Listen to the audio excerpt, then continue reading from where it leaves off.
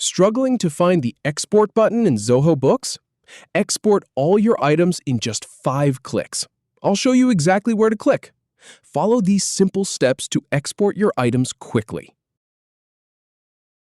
First, open Zoho Books in your browser and log in if you haven't already.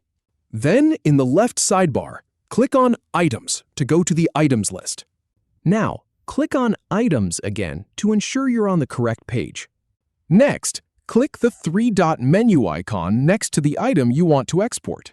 From the drop-down, select Export Items to open the export options. Finally, click the Export button to download your items file. And that's it. You've successfully exported your items. If you have any feedback or if any info is inaccurate, please leave a comment below. We'll do our best to answer or redo the video if needed. Thanks for watching.